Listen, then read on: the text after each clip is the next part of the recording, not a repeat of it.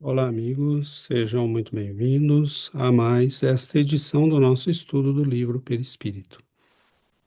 Nós iniciamos hoje o segundo capítulo da obra de Zalmiro Zimmermann e nós convidamos a todos para participarem com questões, com comentários, né, e faremos sempre questão de responder a todos eles na medida do possível. Nós sabemos que estamos diante de um assunto extremamente importante, diríamos mesmo essencial, fundamental para entendermos Espiritismo. É quase impossível, né, nós explicarmos e entendermos os fenômenos espíritas sem o conhecimento adequado, do perispírito, né? Este conceito, esta ideia e esta realidade fundamental que embasa toda a fenomenologia espírita, e que está, como o próprio codificador nos diz, né, na base do entendimento destes fenômenos. Então, hoje nós vamos iniciar, né, este segundo capítulo. Vamos partilhar aqui com os amigos o nosso visual. Então, nós iniciamos aqui, né, o capítulo 2. Nós vamos dividi-lo provavelmente em duas partes, porque as propriedades do perispírito são bastante numerosas e complexas, né? Algumas, como a primeira que nós veremos, realmente exige um tempo maior. Nós sabemos que as propriedades do perispírito, quando falamos em propriedades aqui, falamos de qualidades inerentes, né? Qualidades próprias a uma coisa. Então, por exemplo, uma qualidade própria da matéria é a ponderabilidade, né? Nós podemos pesar. Nós, então, temos no perispírito uma série de propriedades que são inerentes, que são próprias ao perispírito, que fazem parte, né, do perispírito. E elas são catalogadas de uma maneira bastante exaustiva, digamos, e, claro, talvez não completa, né? Por exemplo, a plasticidade, densidade, bicorporeidade, perenidade, tangibilidade. Nós temos, vamos trabalhar todas elas, mas a primeira, sobretudo, a plasticidade, será objeto do nosso estudo de hoje. Veremos que é provavelmente uma das mais importantes. E ela está realmente na base do entendimento de muitos fenômenos que nós estudamos nos livros espíritas, nas obras de André Luiz, de Ivone Pereira, né? É realmente um, um elemento fundamental na compreensão de tudo isso. Então, a plasticidade, né, nós vamos começar a trabalhar aqui tranquilamente. Perispírito, extensão da alma, é o eterno espelho da mente, moldando-se de acordo com o seu comando plasticizante. Então, a mente, ela dá forma, né, ao perispírito, digamos assim, ou à matéria perispiritual, graças à porosidade que o caracteriza. De fato, o corpo espiritual mostra extremo poder plástico, como assinala Emmanuel, adaptando-se automaticamente às ordens mentais que brotam continuamente da alma. A forma que assume pode, às vezes e em certos limites, dizer muito com relação à capacidade intelectual e ao desenvolvimento da vontade, com o treino mental, enfim, independentemente do aperfeiçoamento moral. Nós vamos lembrar que Allan Kardec nos explica, né, e nós voltaremos a isso mais ao final do nosso estudo de hoje, mas veremos que tudo está conectado, né? Nós não podemos estudar Espiritismo. Inicialmente, até fazemos isto, né?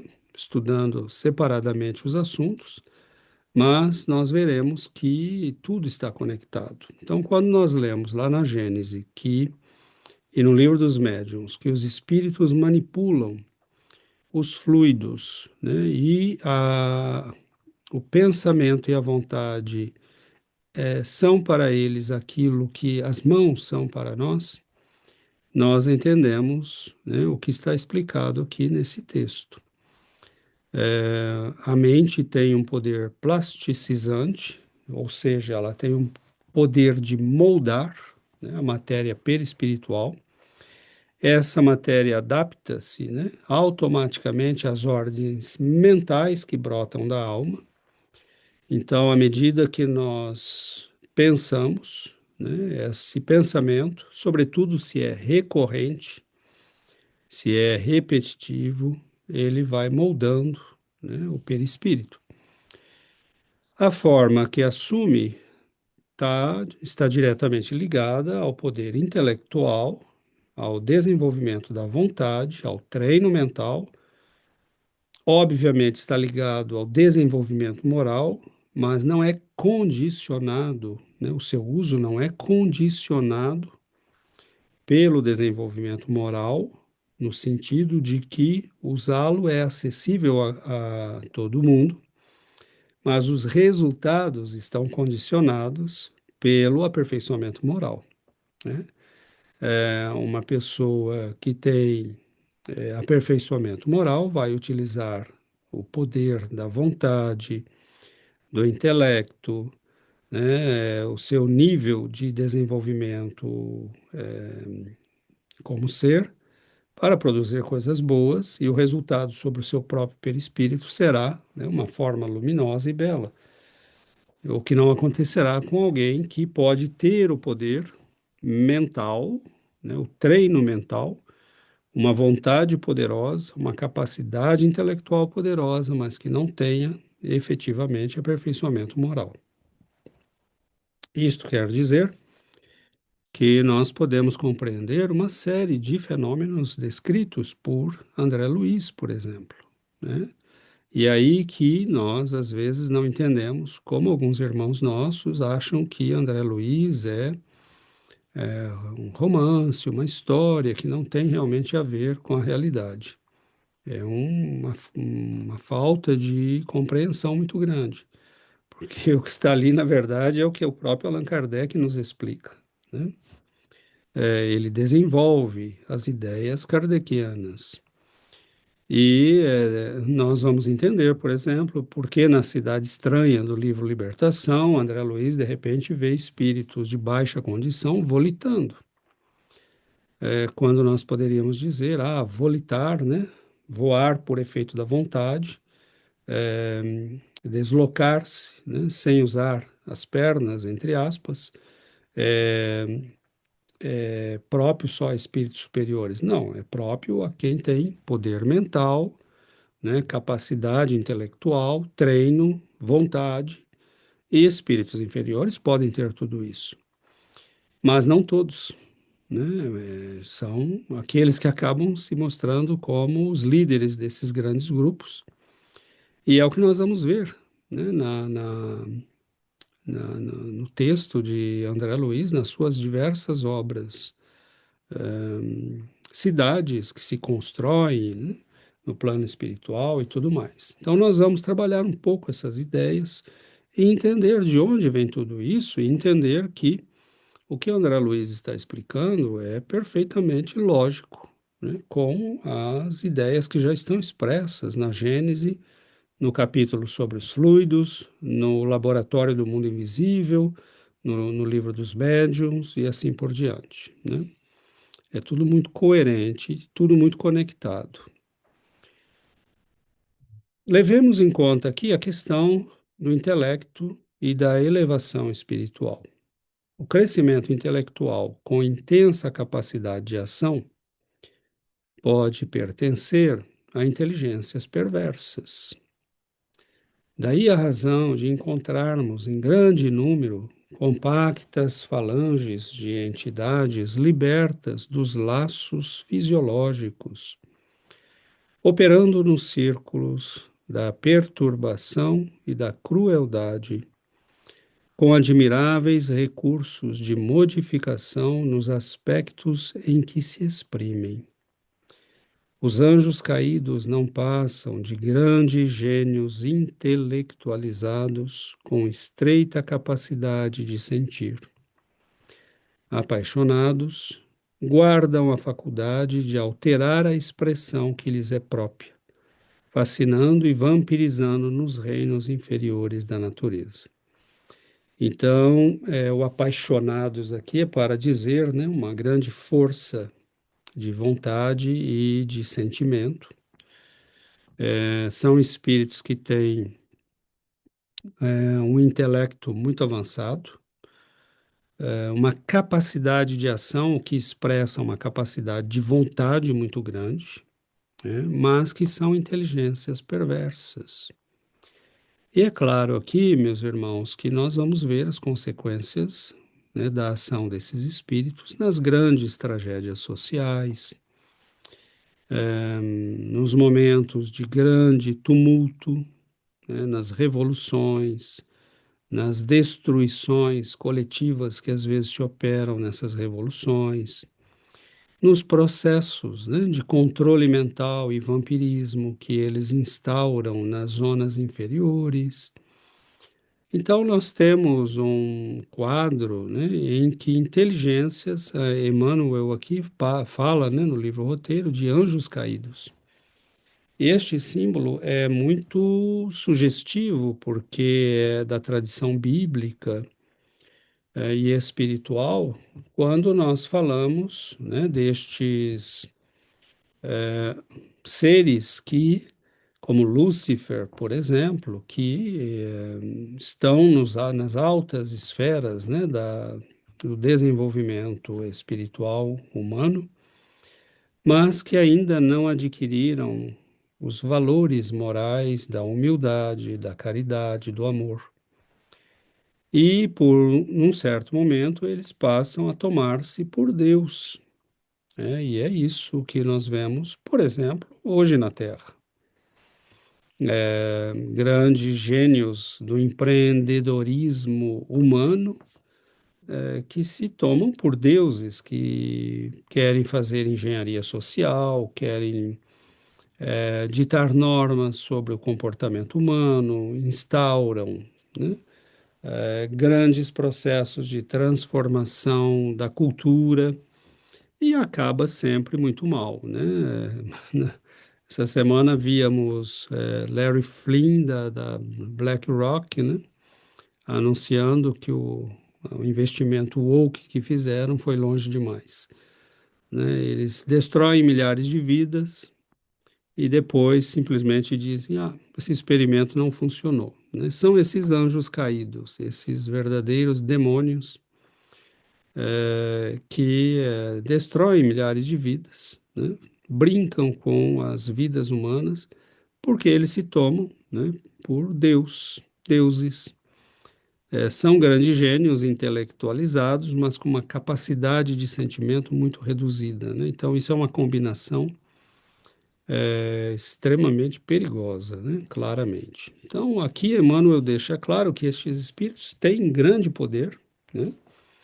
Eles podem, inclusive, modificar o próprio aspecto. No plano espiritual, nós vemos que eles podem assumir formas e produzir hipnoses, das quais nós falaremos agora, mais à frente. E, e nós vemos que são espíritos que adquiriram, né, esses poderes e que podem, sim, entrar naquela classe de espíritos temidos pela igreja, né, que via tudo como demônio, tudo para a igreja, todos os fenômenos espirituais são demônios, que é uma grande ignorância, né, e que ela continua insistindo. Mas, sim, é verdade que esses espíritos podem se disfarçar, né? Vemos, inclusive, na história da própria igreja, né? No caso de São João da Cruz, por exemplo, há relatos, né, de um espírito que se disfarça, se passa por ele para enganar, né, num convento no qual ele era confessor. Então, esses fenômenos são perfeitamente compreensíveis para nós espíritas e seria de muita ajuda para as religiões, né, se elas compreendessem também. Bom, nós temos aqui alguns fenômenos que podemos estudar com base na capacidade da mente de modelar o perispírito, né? Um deles são as variações de idade. Tal fato explica, nos diz o professor Herculano Pires, tal fato explica o fenômeno de rejuvenescimento que experimentam os espíritos desencarnados, conscientes de seu estado. Mesmo tendo desencarnado com idade física avançada, sentindo-se mais jovens, apresentam-se como tal. Livre do condicionamento humano do corpo físico, o espírito humano não sofre o envelhecimento. Quando se manifestam envelhecidos, o fazem artificialmente para a comprovação da sua identidade humana. Então é muito interessante, porque nós vemos na literatura, né, por exemplo, no E a Vida Continua, nós temos, né, um senhor que se apresenta, à medida que o tempo passa, ele vai se aproximando, né, de uma idade mais juvenil, e a sua parceira, que era um pouco mais jovem, apresenta aspectos, né, de mais maturidade. Nós vemos espíritos que escreveram por Chico Xavier, né, de cartas de familiares. Lembro de uma menina que diz à mãe: Olha, mãe, eu já não sou mais aquela menina de 11 anos, né? E não havia passado muito tempo, 2, 3 anos do seu desencarne. Então, teoricamente, ela teria 14, 15, né? E ela diz: Eu já estou uma moça. E aqui basta pensar, né, que nós mudamos.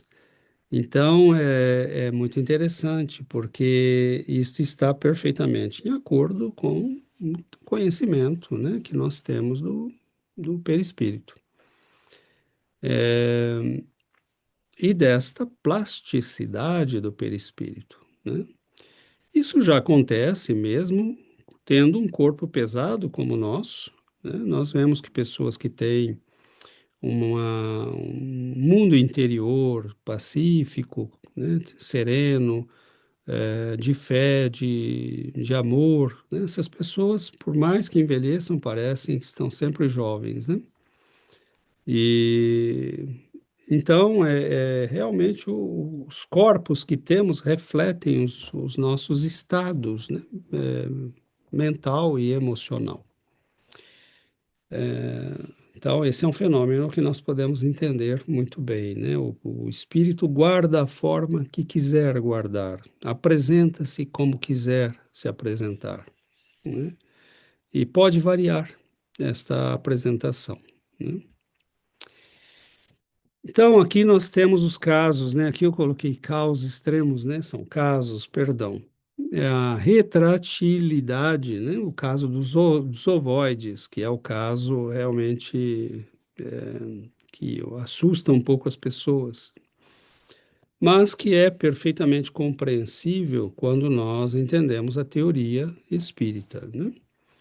Então, nos diz o texto: inúmeros infelizes, obstinados na ideia de fazer injustiça pelas próprias mãos, ou confiados a vicioso apego, quando desafivelados do carro físico, envolvem sutilmente aqueles que se lhes fazem objeto de calculada atenção e, auto-hipnotizados por imagens de afetividade ou de esforço, infinitamente repetidas por eles próprios, acabam em deplorável fixação monoideística,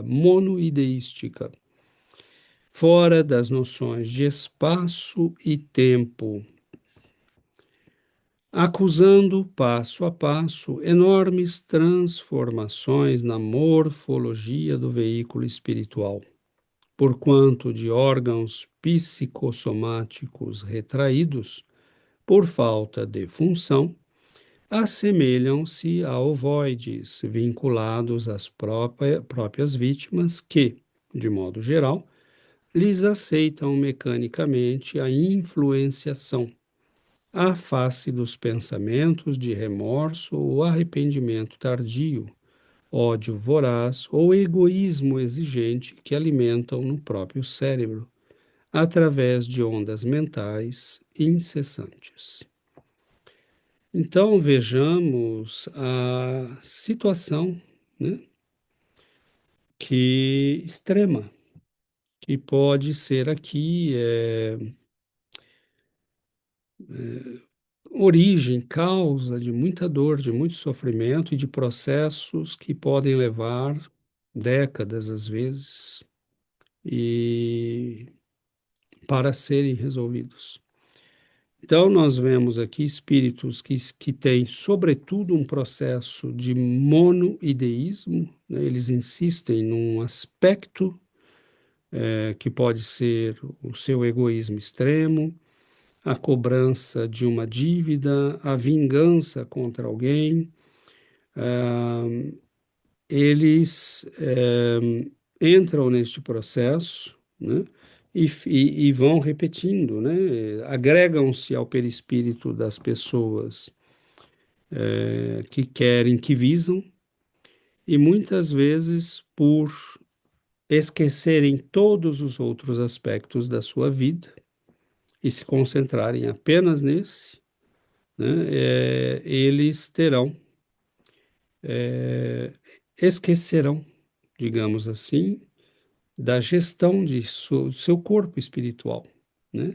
E como este reflete imediatamente ou quase, né, nossos estados mentais e emocionais, esse perispírito começa a se concentrar numa ideia, né? Ele não tem mais função, ele é um corpo que perdeu a função.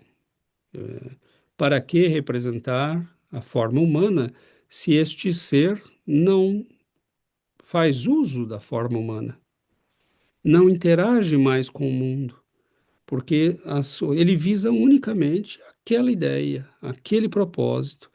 Então, o perispírito começa a dizer: bom, é isso que eu preciso fazer, né?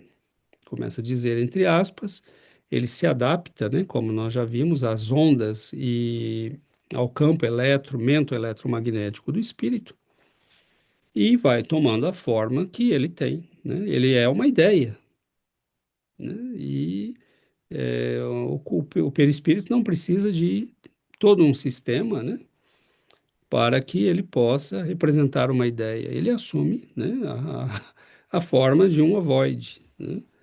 Então, uma mente, um cérebro, né, a forma, né, cerebral. E, e são casos extremamente tristes, né? Nós sabemos que os espíritos obsessores podem usá-los para atormentar pessoas, porque nesses processos de monoideia você o conecta a alguém e ele, repetindo aquela ideia para uma pessoa frágil, pode, né, destruir a pessoa. São casos e processos muito complexos, né? E nós sabemos que é possível normalizá-los, né? Bom, possível é, claramente, mas pode ser bastante complexo, né? Segundo o que vemos no texto, por exemplo, um dos meios é a reencarnação. Há um impulso da lei de causa e efeito que rege a evolução humana, chegando o momento, reinicia-se o ciclo reencarnatório. E sob a proteção das vestes carnais, o espírito consegue, pouco a pouco, expandir-se, com o perispírito readquirindo forma e regularidade de funções, ainda que através de dolorosas etapas de recondicionamento e cura. Então vejamos que, claro que no próprio plano espiritual, os espíritos, em alguns casos, têm os meios, né, magnéticos, mentais, de agir e ajudar estas criaturas. mas são processos que podem ser muito longos e difíceis. Um meio prático, né, é ir reconectando-os aos processos reencarnatórios, porque nós temos, né, no nosso, na nossa estrutura perispiritual e mental, o condicionamento, né, de toda vez que nos ligamos, né, ao processo reencarnatório, aquilo cria, né, nós já temos um automatismo desenhado, né, automatizado. É um software que, a partir do momento que você o conecta no hardware apropriado, ele começa a funcionar. E quando nós nos conectamos, né, no processo reencarnatório, houve ali a concepção, né, do óvulo do espermatozoide, né, forma-se o embrião inicial, e a partir dali nós disparamos uma série de processos que são automáticos, grande parte deles. Então o espírito vai retomando aos poucos, né, a sua forma e corrigindo o problema. E muitas vezes vemos nesses casos, né, pode explicar alguns casos, né, de gravidez que vão até um certo ponto e depois vão parar, ou crianças que vão nascer com grandes dificuldades e às vezes não vão viver muito tempo. Nós temos uma série de processos que, porque são processos às vezes dolorosos, né? E porque são espíritos em grande dificuldade. Então é importante entendermos tudo isso, né? Por isto que o aborto para nós espíritas é uma questão bastante delicada, porque nós entendemos que um espírito, mesmo que a medicina diga, né, que está vindo com uma condição muito difícil, ele não vai viver muito tempo. Está certo, né? Nós entendemos que as escolhas são pessoais, mas com o conhecimento que temos, nós entendemos que para aquele espírito é um momento importante, né? E talvez esse pouco que ele viva é exatamente o que ele precisa para normalizar-se, para retomar a forma humana, né? Mas é claro que para entender isto, né, você tem que entender do que estamos falando, o que é o perispírito, o que significa a reencarnação, e não são todas as pessoas que compreendem isso, né? Mas é possível a normalização? É possível, né? Ela pode ocorrer, sobretudo no processo reencarnatório. Aí vem, né, o que o Dr. Zimmermann chama de adaptabilidade espiritual, que é essa capacidade dos espíritos de adaptarem-se, né, aos meios em que estão. Por exemplo, nós vemos Gúbio e André Luiz, né, e Eloy descendo para a cidade estranha no livro Libertação, ou em outros meios inferiores, quando vemos outros benfeitores, né, André Luiz narra vários casos assim, e eles passam despercebidos, né? Como um camaleão, eles se disfarçam naquele meio, né? Eles diminuem a luminosidade, eles assumem a forma mais grosseira das pessoas que estão ali naquele lugar. E então essa capacidade de adaptar-se a meios variados é uma característica, né, dos espíritos mais evoluídos. Eles podem fazer-se ver por espíritos mais inferiores, mas nós sabemos que os inferiores não podem fazer o contrário, porque isto exige, né, uma capacidade e uma evolução moral que eles não possuem. Nós vemos que é um elemento extremamente interessante, porque explica, né, essa capacidade que têm os espíritos superiores de moldar-se, né, de assumir a forma que quiserem. E nós vemos que isso pode ser levado a situações bastante interessantes, né? Mas essa capacidade de adaptação está ligada diretamente ao fato de que a mente molda o perispírito, pode adensá-lo, né? Um espírito treinado pode fazer eh, mudanças bastante significativas no próprio perispírito, né? Então, nós vemos que há momentos em que André Luiz descreve que eles estão numa sala, há um ser humano encarnado e dois espíritos inferiores, né, que estão ali desencarnados e que não os veem, né, porque a diferença vibratória e de frequência, ela é muito grande, né, e esses espíritos não conseguem identificar os benfeitores. E eles, quando querem mostrar-se, é como se eles colocassem ali pela vontade, né, pelo trabalho mental, um filtro que diminui, né, a intensidade de suas vibrações.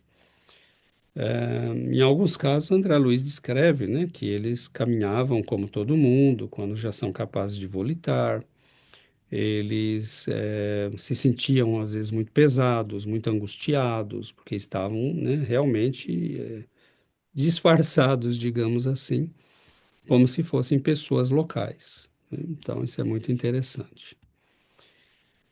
Aí vem a questão da ideoplastia, né? Nós estamos falando de modelagem do perispírito, né? É isto a plasticidade.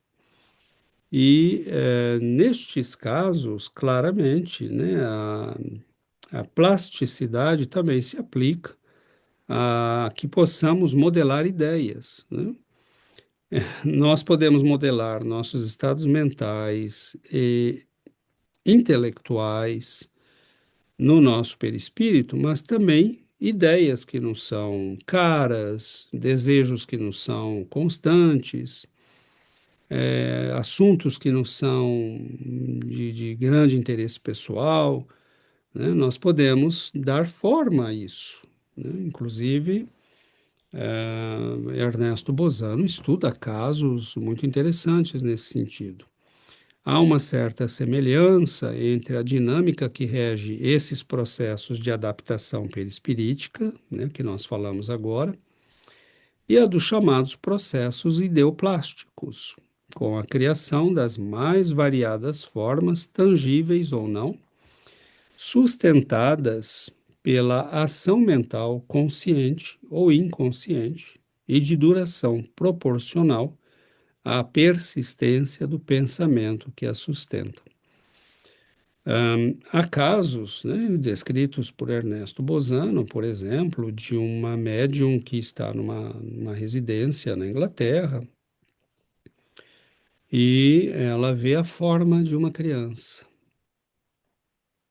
né, que se desloca no espaço da casa, na atmosfera, né, espiritual da casa. Mas ela percebe que aquela é uma criança estranha, ela parece não ter vida. E aí ela pergunta, né, para as pessoas que moram ali, e alguém lhe explica, né, faleceu uma criança há algum tempo aqui, a mãe viveu, né, bastante tempo aqui, e depois os espíritos explicam, o próprio Bozano conclui, né, que a força da mãe pensar constantemente na criança, aquilo acabou, né, dando forma a essa ideia, e ela chegou a modelar, né, esta ideia. Então, nós vemos que isto é muito complexo, né, meus amigos, porque uma ideia modelada a este ponto, ela pode inclusive assumir as características de um ser vivo, porque se você tem uma ideia que não é só a imagem da pessoa, mas é pensar a pessoa em movimento, com vida, com pensamentos, reações, é como se nós pudéssemos criar um símile, né, daquilo que estamos pensando. E ele usa aqui, vejamos bem, né, elas podem ser tangíveis ou não, e são sustentadas pela ação mental consciente ou inconsciente. Às vezes nós geramos isto sem ter consciência, porque está muito ligado ao nosso emocional. E pode ter uma duração que é proporcional à força de vontade e à persistência do pensamento. Então, é algo extremamente sério, né? Extremamente sério. E isso explica, nós não vamos entrar aqui na análise de todas as coisas que isso pode explicar, mas convidamos os amigos a refletirem com muito cuidado, né? Isto está ligado a processos muito complexos e nós vemos que estas formas, elas passam a interagir com o Criador. Então, isso é muito sério, porque elas podem interagir com os outros, claramente, mas são formas que podem interagir conosco, né? E podem virar um certo tipo de prisão para nós, dependendo do que criamos. Porque nós não só pensamos, né? Nós modelamos no plano mental e espiritual uma criação, né? E aquilo está ligado a nós. E aquilo, de uma certa forma, nós inicialmente a criamos, mas ela pode interagir conosco, porque não há processo unidirecional nos estados mentais e emocionais. Então, isso tudo é muito sério, nos mostra a importância de termos uma higiene mental, né? A importância da prece, a importância de não nos apegarmos a processos monoideísticos, pensar numa coisa só, termos fixações, né? Esses transtornos obsessivos que nos conectam a uma pessoa, ou a uma situação, ou a uma vivência emocional. Ah, eu fui traído e a pessoa pensa nisso, elabora imagens. Tudo isso vai virando uma prisão, né? Então, nós temos que tomar muito cuidado. E o estudo do perispírito, do pensamento, né? Do poder plasticizante da mente é algo que nós precisamos entender, né? E aqui Allan Kardec, ele nos dá uma ideia, né, muito clara de como tudo isso funciona, nós já falamos, mas aqui nós retomamos a teoria para que possamos compreender melhor tudo isso. Os espíritos atuam sobre os fluidos espirituais, não manipulando-os como os homens manipulam os gases, mas empregando o pensamento e a vontade. Aliás, o estudo dos gases, né, estava em pleno desenvolvimento nesse período, começa ali nos 1700 e pouco, né, na França, com Clapeyron e outros, e já era a manipulação de uma matéria bastante sutil, né? Para os espíritos, o pensamento e a vontade são o que é a mão para o homem. Pelo pensamento, eles imprimem àqueles fluidos tal ou qual direção. Então, nós podemos direcionar os fluidos. Os aglomeram, por exemplo, num processo de passe, né? Você está direcionando para uma pessoa. No passe à distância, você está direcionando para uma pessoa que não está ali, mas que é perfeitamente alcançável. Então, ele diz: os aglomeram, né? Você pode concentrá-los. Combinam ou dispersam. Isso tudo, meus irmãos, isso aqui é um laboratório que nós não sabemos usar ainda. Quase sempre o fazemos de modo inconsciente e muito primitivo. Mas os grandes magos, né, os grandes espíritos, eles sabem que isto não é história da carochinha, não. Isso é, né, isso está na base de muitos processos, e na compreensão de muitos fenômenos. Organizam com eles conjuntos que apresentam uma aparência. Bom, conjuntos do quê? De objetos, de objetos que podem ter a forma de casas, mesas, cidades, né?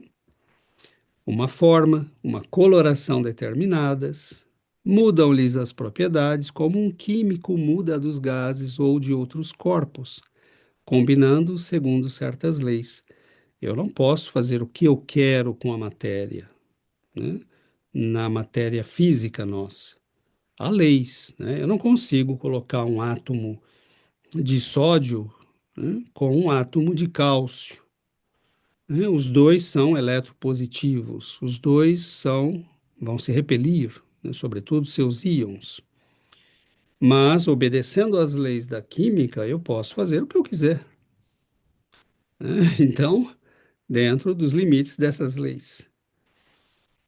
Eu não posso colocar um átomo extremamente eletronegativo com o outro, dentro de certas características eu posso, né? Há ligações de certos tipos, né? Na química são as ligações covalentes, e covalentes dativas, né? Como nós chamamos, que nos permitem sim combinar, né? Até semelhantes, mas nós entendemos como funciona.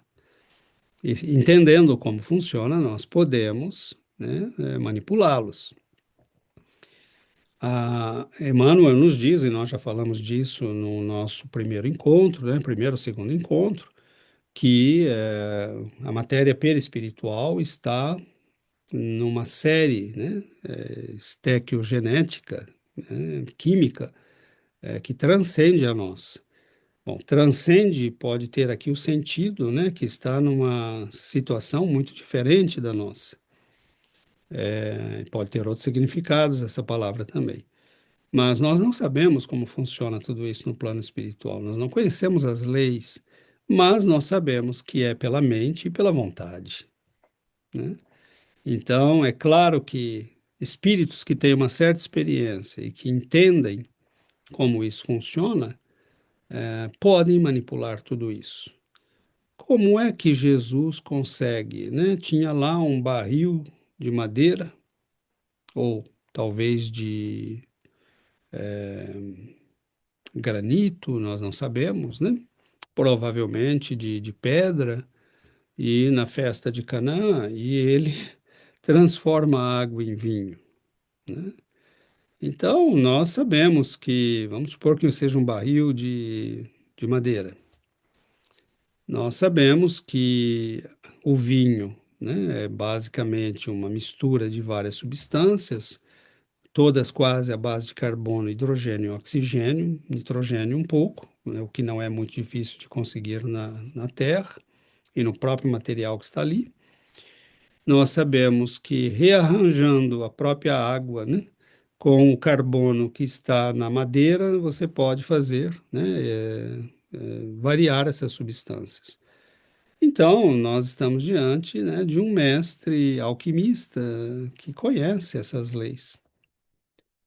Estamos aqui elaborando, né, porque mostra como nós podemos compreender tudo isso.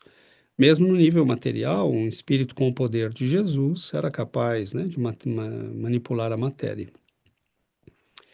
Então, algumas vezes, essas transformações resultam de uma intenção, outras são produto de um pensamento inconsciente. Por exemplo, por que as zonas inferiores têm aquele aspecto horrível que André Luiz descreve? Não só ele, né? Nós pegamos os textos de Swedenborg e de outros grandes místicos, e eles descrevem essas zonas inferiores todos do mesmo jeito, com similaridades muito próximas. Nós vamos entender que as mentes que ali estão moldam o meio ambiente em que estão, né? Elas acabam moldando esse ambiente. Fazem isso de modo consciente? Não. Então, eles não têm consciência que estão fazendo isso. Como o espírito não tem consciência quando se veste com esta ou aquela roupa. Muitas vezes ele simplesmente se visualiza, se imagina com aquela roupa. E ele tece isso, né, no seu próprio perispírito, porque é uma matéria que assume, né, os estados mentais, sobretudo se estes se sustentam no tempo. Então, aqui, meus irmãos, nós temos toda uma ciência que ainda não conhecemos.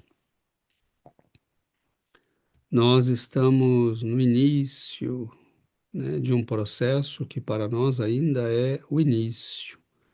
Um dia entenderemos tudo isso. E nós vamos entendendo aos poucos, já na dimensão material, quando estudamos as leis da física, da química, da biologia, né? A química, por exemplo, é uma ciência essencialmente de transformações, né? Nós entendemos como se combinam os átomos, né? Como funcionam essas estruturas, as formas que podem assumir, a geometria que podem assumir. Eu não posso querer que a combinação de certos átomos me dê uma forma esférica quando a estrutura espacial deles vai me oferecer uma estrutura romboide, por exemplo, né? Nós precisamos conhecer as leis e o que esperar de cada situação. Sabendo isso, nós podemos agir, né? E esses espíritos sabem isso. Então, no plano espiritual, como é que se explicam as cidades? Isto é tudo figurado, César, né? Nós já ouvimos pessoas falando isso. É tudo figurado, né? O mundo espiritual é uma fumacinha, né? Não, né? É um tipo de matéria diferente. E a matéria, por exemplo, né, nós não podemos, minha mão não pode atravessar a outra mão, porque elas são feitas de átomos que, ao se tocarem, se repelem, né? Eu não posso penetrar. E nós sabemos que dois corpos não ocupam o mesmo lugar no espaço. Há leis que limitam isso. E como uma mão é feita da mesma matéria que a outra, né, se elas sofrem, né, os efeitos da sua própria constituição. Nós entendemos que, por exemplo, se uma casa no plano espiritual é feita da mesma matéria do perispírito, aquela matéria para o perispírito é tão sólida quanto essas duas mãos, porque os dois são feitos da mesma matéria. Uma mesa no plano espiritual que é feita, modelada pelo pensamento dos engenheiros, né, dos artesãos que sabem fazer isso, ela é feita da mesma matéria do perispírito. Então, ele pode sentar-se naquela cadeira que está ali. Ela não é uma ilusão. Ela é perfeitamente sólida para ele, porque eles são feitos da mesma matéria, né? Então, é preciso entender isso para entender como funcionam as dinâmicas de vida no plano espiritual. Não é muito diferente daqui, porque nós podemos nos sentarmos numa cadeira aqui, porque ela é feita da mesma matéria que o nosso corpo, né? Ela é tão sólida quanto o nosso corpo, né? Então, é preciso entender isso. Aí vem a questão, né, da plasticidade e aparência dos espíritos, né? Isto dito, né?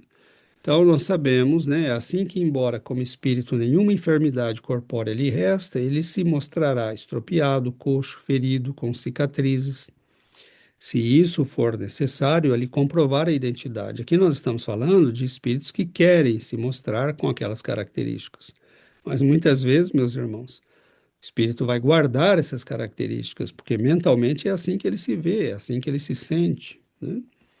E é esse o seu estado, quando desencarnou, por exemplo. Às vezes ele vai modelar para parecer e identificar-se.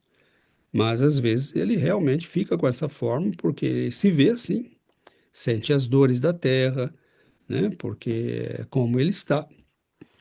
O mesmo se observa com relação ao traje, o dos espíritos, que nada conservam das fraquezas terrenas, aquele de ordinário consta de amplos panos flutuantes e de uma cabeleira ondulante e graciosa. Isso pode variar ao infinito, claramente, né? A miúde, os espíritos se apresentam com os atributos característicos de sua elevação, né? Então, uma auréola, alguns simulam até mesmo asas, porque são considerados anjos, ou aparecem para alguém que acredita que eles são anjos. E muitos vão aparecer nas formas que recordam suas ocupações terrestres, ou a aparência que tinham quando desencarnaram, ou a forma que lhes é mais cara, porque foi naquela encarnação que eles conseguiram, por exemplo, a sua redenção espiritual, como Emmanuel, por exemplo, que aparecia às vezes na forma do senador Publio Lentulus, para lembrar, né, aos circunstantes a encarnação na qual perdeu a oportunidade de tornar-se um apóstolo do Cristo, e, ao mesmo tempo, ele aparece como Padre Manuel da Nóbrega, que Neio Lúcio, né, identifica como a reencarnação dele, na qual ele realmente conquistou, né, essa liberação espiritual, essa redenção espiritual. Então, nós vamos entendendo, né, essa imensidão de fenômenos. É muito bonito, né? É muito bonita a compreensão que a doutrina espírita nos dá, né, deste universo todo de conhecimentos, de fenômenos. Nós vamos entendendo a Bíblia, nós vamos entendendo os anjos que aparecem materializados para Lote, nós vamos entendendo o anjo que acompanha Tobias, né? Nós vamos entendendo as aparições demoníacas, enfim, né? A doutrina nos dá os instrumentos de compreensão que poderiam esclarecer e muito, né, as religiões, mas infelizmente os exclusivismos, né, e a nossa ignorância ainda nos impedem de ter acesso a esse conhecimento. E aí vem os casos que são muito dolorosos, mas que são perfeitamente compreensíveis, né, que são os de transformação por zoantropia.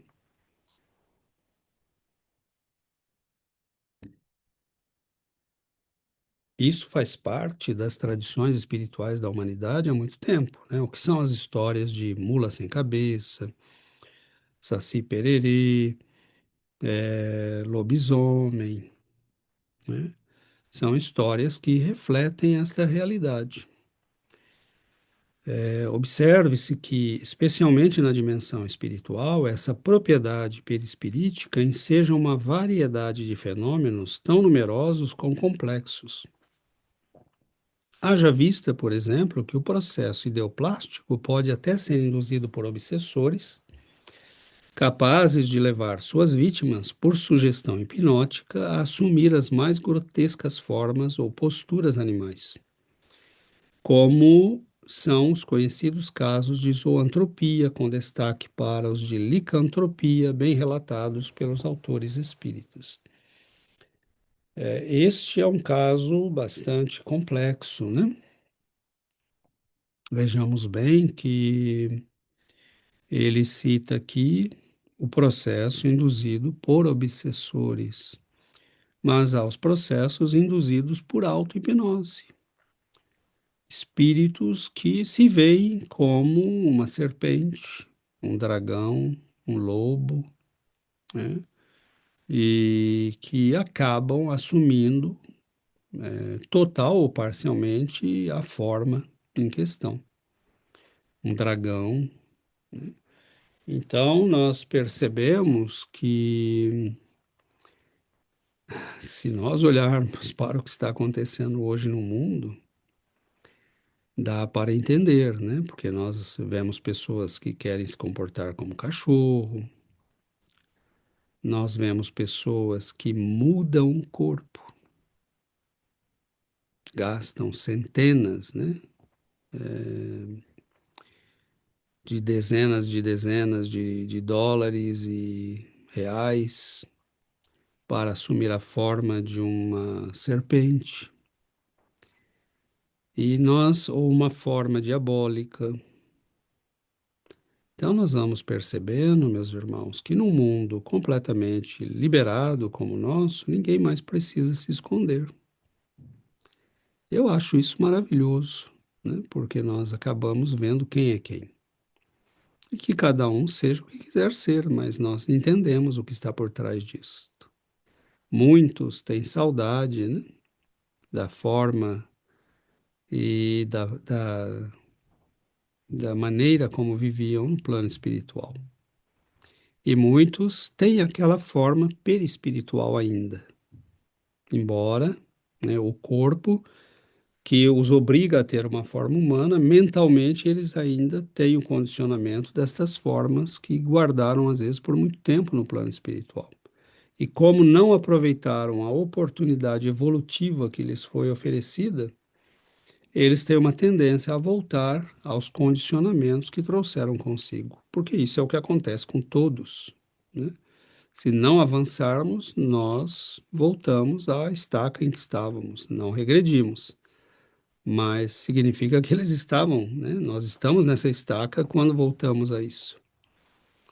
E é aí que nós entendemos, né, estes casos e vamos entendendo que, lógico, muitos estão ligados, né, a problemas complexos de processos ideológicos que estão em curso na Terra, mas que são processos que favorecem a liberação destas tendências. O que significa que nada cobra, né, desses espíritos um avanço, porque mesmo socialmente não há uma pressão para que eles se humanizem, né, para que eles vivam vidas normais.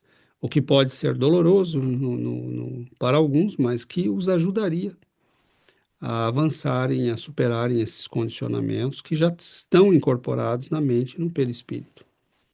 Mas muitos acabam, né? Nós vemos pessoas que gastam milhares de dólares para assumir as formas mais estranhas, né?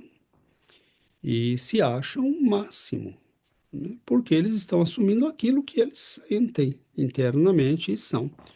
Já no plano espiritual, esses processos são muito poderosos, porque mentes muito poderosas podem, por processos indutivos de hipnose, levar uma pessoa a acreditar que ela é um lobo e ela pode assumir, né, em parte ou quase completamente, a forma de um lobo. Porque o perispírito é moldável e a mente, ele reflete a mente.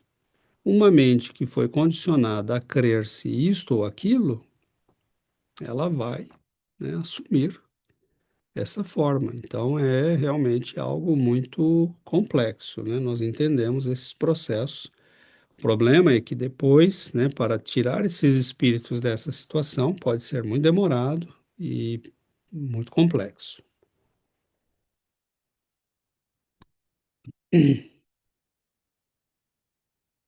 E aqui nós podemos também, com base nessa plasticidade do perispírito, entender os fenômenos de transfiguração, né? Por exemplo, o caso das transfigurações, em que o perispírito do médium recebe tal influência modeladora do espírito comunicante que chega a alterar-se momentaneamente. Ele altera seus traços fisionômicos em demonstração inequívoca da presença espiritual, ainda que nas manifestações extramediúnicas exista também, em tese, a raríssima possibilidade de que tal fenômeno surja como produto da atividade mental do médium em momento de recordação involuntária, até com o apoio na plasticidade de seu perispírito, né? Então, vejamos aqui que, mais uma vez, a doutrina nos auxilia a compreender uma série de fenômenos. Há médiums que são tão maleáveis, né, à interação espiritual, são tão flexíveis, digamos assim, que eles chegam a assumir a aparência. É como se houvesse uma sobreposição da imagem. né? O perispírito do médium é como se ele modelasse, né? Se modelasse e assumisse a forma do espírito ao ponto que, às vezes, desaparece o corpo físico, né? E aparece mais o perispírito na interação espiritual, ou às vezes a própria forma física, né, assume características muito diferentes. A voz altera-se e é realmente um processo muito impressionante, né? Nós vemos, por exemplo, comunicações relatos, né, de comunicações de médiums extraordinários, como Chico Xavier, que recebiam, por exemplo, um benfeitor, e você olhava para ele e via, por exemplo, o Dr. Bezerra de Menezes ali falando, né? Como vemos também casos, né, que podem ter, né, a atuação de um espírito inferior, e você vê a pessoa assumir uma forma que é diabólica ou claramente não é ela, né? Às vezes nós vemos isso em pessoas que estão usando drogas ou bebidas com problemas de alcoolismo. Alguns sofrem, né, um tipo de transe em alguns momentos e a própria família, as pessoas que estão próximas dizem, não era ele, ele se transfigurou, né? Porque você vê as feições do espírito que está atuando sobre a pessoa. Então, para bem ou para mal, este fenômeno acontece. Como também pode ser não ligado necessariamente, né, o que ele chama de extramediúnico, perdão, não ligado necessariamente à comunicação mediúnica, mas a um estado mental do médium, da pessoa, que se reflete, né? Por exemplo, nós lembramos de um caso que está narrado na internet por uma senhora, um caso muito bonito, aliás. Ela conta, né, que foi com acompanhando o Chico e um grupo de amigos para um bairro muito necessitado de Uberaba, né, um sábado que estava muito chuvoso e era um bairro que não tinha asfalto. Então eles pararam o carro, né, na beira lá de uma ribanceira e tinham que subir a pé. E quando eles começaram a subir com os sacos de pães, ela disse que escutou um barulho muito grande e ficou com medo, né? Viu aquela multidão vindo em direção a eles. E ela se surpreendeu quando ouviu, na verdade, o que eles estavam gritando, né? Eles gritavam: Viva Jesus! Viva Jesus! Vendo o Chico. E ela, num certo momento, olha para o Chico e ela o vê, né, na sua forma espiritual naquele momento.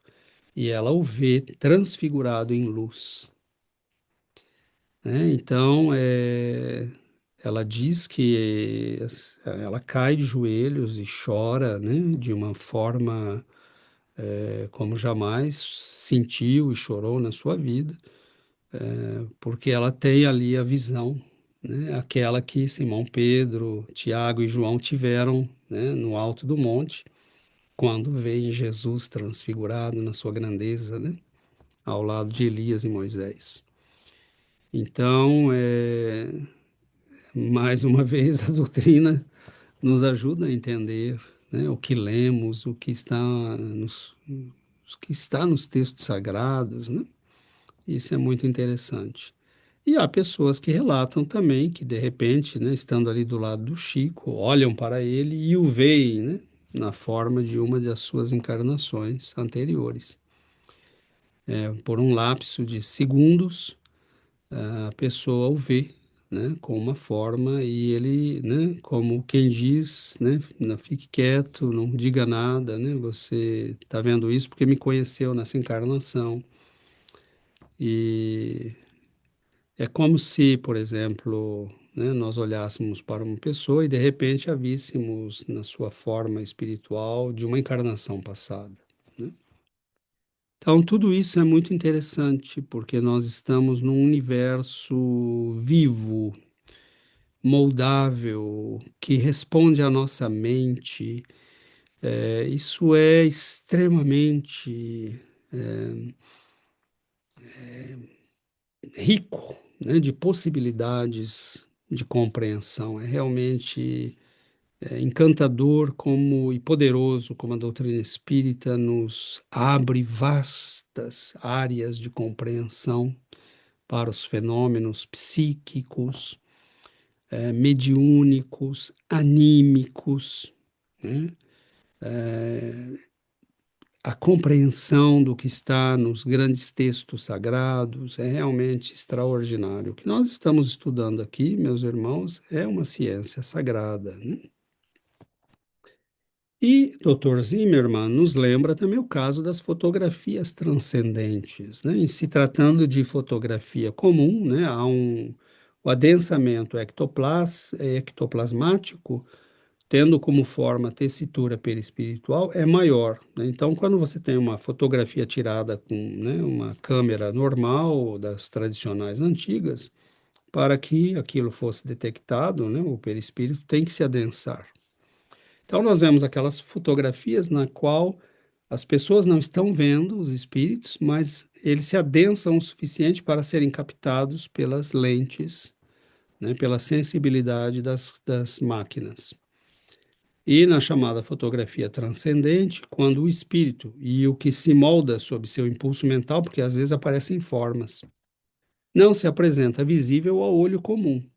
A aglutinação do ectoplasma é menos densa, o suficiente para impressionar o filme ou a placa.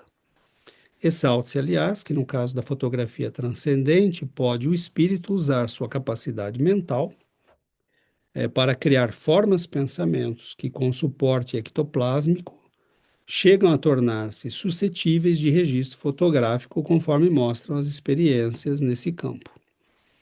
Então, nós vemos casos narrados por Bozano, por exemplo, que, inclusive, casos muito interessantes, né? Um deles, pede-se a uma senhora, uma médium, né, que pense numa forma, mas ela havia lido um poema na noite anterior sobre a Lua e ela não consegue pensar no que eles pedem, né? E ela está pensando no poema e a foto que aparece, né, na impressão fotográfica é a da Lua.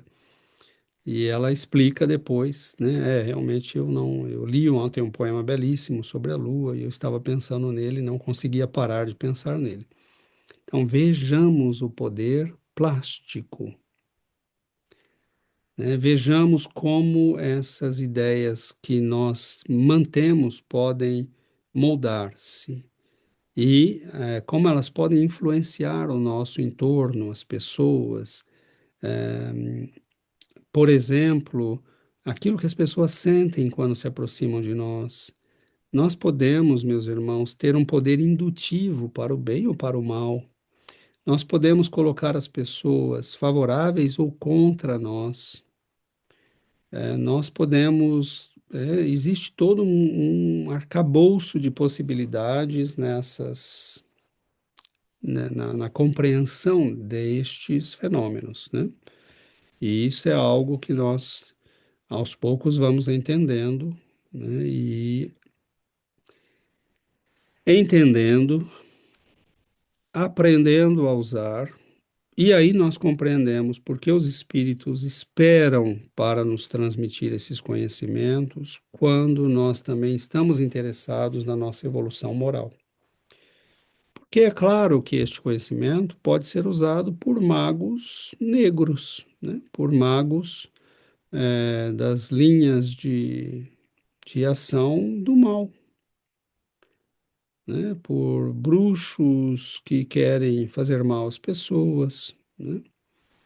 Então, é por isso que os espíritos não nos trazem, e demoraram, né, até o início do espiritismo para começar a liberar esses conhecimentos. E liberam em parte porque nós não temos evolução moral. Vejamos o que fazemos com o conhecimento científico que temos. Hoje nós temos armas capazes de destruir um país em 15 segundos, né? Então, o que nós faríamos se tivéssemos uma tecnologia espiritual capaz de, né, materializar e desmaterializar as coisas, por exemplo, né? Nós destruiríamos tudo aquilo que nos desagrada, né? Então, nós precisamos de evolução moral. Se não sabemos mais, se não recebemos mais, é porque os espíritos veem que nós não temos condições, né? O que é uma pena para nós mesmos. Se lembrarmos, por exemplo, dos textos do Dr. Frutuoso, né, que nos fala da medicina do futuro, da possibilidade de desmaterializar um câncer, por exemplo. Mas se nos fosse dada essa tecnologia, nós começaríamos a desmaterializar também os nossos inimigos, né? Então, nós não temos ainda evolução moral para isso, né? E aqui ele nos fala do processo reencarnatório, né? Porque isso é também muito interessante e ao menos nós podemos aflorar o assunto, né? E vamos voltar a ele mais à frente. De feito, né? Segundo informam os mestres espirituais, aproximando-se o momento da reencarnação, o espírito comumente entra em gradativo processo de redução psicossomática. Lembra um pouco o fenômeno da ovoidização, né? O qual acontece concomitantemente com a diminuição da consciência de si. Então, o espírito, quando se conecta ao embrião, né, ele começa a sofrer um processo de redução da consciência, porque o processo físico começa a exigir, né, que ele se integre à matéria. E ele precisa passar pela fase, né, de construção do corpo, isso leva 9 meses, e é todo um longo processo. E ele precisa entrar no processo de esquecimento, então ele vai perdendo consciência, mas isso depende da evolução do espírito, claramente, né? Um espírito da altura de um Kardec, de um Leon Denis, de nosso Mestre Jesus, são espíritos que provavelmente vão, né, provavelmente até as vésperas da encarnação, tendo consciência e em liberdade. Para os espíritos superiores, todavia, os trâmites reencarnatórios dispensariam esse apagamento da consciência, pelo menos até as fases finais, o que é muito lógico. Desencadeado com a concepção, o processo morfogênico e ligado o espírito ao embrião, cujo desenvolvimento passa a influenciar, desenvolve-se fenômeno inverso, o perispírito passa a expandir-se, moldando e sustentando um novo organismo em crescimento. Ultrapassado o ciclo do nascimento, todavia, continua sustentando e a organização física, modelando também os elementos em renovação, até os últimos instantes de vida biológica. Então, para reencarnar, nós sofremos um processo, né, de redução. Por quê? Porque nós não precisamos mais daquele corpo, né? Nós só ficamos com a parte dele que tem a informação, né? Os centros, por exemplo, psicossomáticos, né? Centros, né? Chakras, como nós chamamos, com a estrutura, né, provavelmente nervosa do perispírito, onde os benfeitores espirituais, ou nós mesmos, dependendo de nossa evolução, codificamos as informações que queremos que se transfiram para o corpo. Então, aqueles planejamentos que André Luiz descreve no livro Missionários da Luz, entram nesse caso, né? Se não, entram no processo automático, aquilo que está codificado no espírito pela sua própria evolução e nível de inteligência e condição evolutiva moral, vai se transferir, né? E, dependendo do estado e da condição mental do espírito, ao psiquismo da mãe, né, do pai, da mãe, pode também ter uma influência no processo. Quanto mais necessitado o espírito, quanto menos autônomo esse espírito, mais o processo vai se passar na área automática e sob a influência de outros. Quanto mais autônomo, mais o processo lhe diz respeito, porque ele pode planejar, né, e decidir o que vai acontecer no nível morfogênico, né? Então, à medida que o perispírito se reduz no plano espiritual, o espírito vai perdendo consciência, vai se integrando à matéria, e ele é como se nós inseríssemos, né, na matéria o software, né, o aplicativo, a informação codificada que vai processar a genética e levar o processo ao seu desenvolvimento pleno. E a partir daí, o perispírito, né, também é o gestor do processo físico, mas nós esquecemos isto, né? E é aí que a doutrina espírita nos lembra que o nosso estado mental pode afetar a nossa saúde, podemos sarar mais rapidamente de uma doença, podemos nos recuperar mais rapidamente de uma doença, podemos desenvolver doenças no nosso corpo físico, segundo o nosso estado emocional, espiritual, mental, guardados por longos períodos. Tudo isso nós vamos discutir ainda muito melhor nas nossas considerações, no estudo dos próximos capítulos, né, do livro Perispírito. Na verdade, meus irmãos, nós estamos diante, né, como eu disse agora de pouco, de uma ciência profunda e sagrada. E não é sem razão que os benfeitores nos pedem, né, estudo e que eles nos pedem o processo de reforma íntima. Porque conhecer tudo isto e não fazer o processo de reforma íntima pode levar-nos a estes profundos equívocos que nós vemos nesses espíritos que se afiliam ao mal e às trevas, né? Alguns deles são capazes, né, de grandes realizações pela capacidade mental, pela capacidade de ação, pelas vontades poderosas que possuem, mas acabam presos, né, no mecanismo do mal.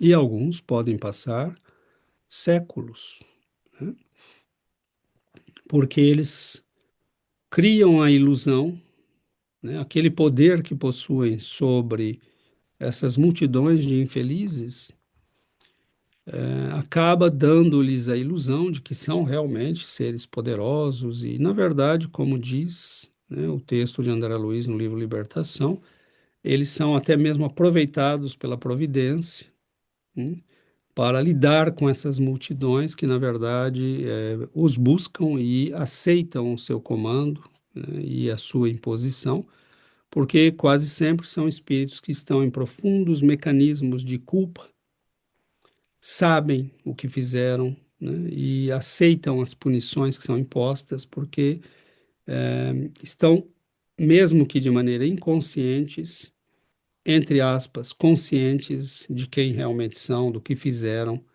e acabam aceitando a manipulação desses espíritos, suas sentenças, né, suas ordens, porque os veem, né, muitos assumem a forma de juízes, de comandantes, né, e esses espíritos acabam aceitando isso. Mas nós também entendemos aí que temos o poder, né, quando fazemos a reforma íntima, de iluminar nossa consciência, de direcionar estes poderes para a construção de fenômenos belíssimos, libertadores, que nos conectam às energias mais altas, que nos conectam às influências e nos permitem ser atraídos por estes seres superiores das dimensões mais nobres da espiritualidade. Então, meus irmãos, nós vamos finalizando por aqui. Agradecemos a presença, o carinho e a participação. E nós, na semana que vem, estaremos fazendo a segunda parte deste capítulo. Provavelmente vamos fazê-la de maneira completa, mas, bom, vamos tentar, porque realmente é um volume muito grande, né? Embora algumas propriedades que veremos sejam bastante rápidas para tratá-las, outras podem ser mais demoradas, mas vamos tentar fazer a segunda parte do capítulo já na próxima semana. Vejamos que é muita coisa, né? Nós poderíamos escolher um aspecto destes que nós falamos para falar só dele. Mas claro que isto, né, faria com que este estudo se eternizasse. Também temos que ter aí o bom senso, né, de equilibrar as coisas. Já fomos capazes de explorar estes assuntos, de conectá-los aos fundamentos teóricos que estamos trabalhando, dar exemplos na literatura e mostrar a dimensão de aplicação nas nossas vidas. Então, isso já enriquece bastante a nossa compreensão, e é isso que procuraremos fazer em cada um dos nossos estudos, sempre convidando aos amigos que explorem a leitura do livro, né? Isso pode enriquecer muito o nosso estudo. Então, nós agradecemos o carinho, a presença, né? E vamos finalizando por aqui o nosso estudo desta primeira parte do segundo capítulo. Que Jesus nos abençoe, nos ilumine e que a sua luz possa guiar nossas vidas. Um grande abraço a todos.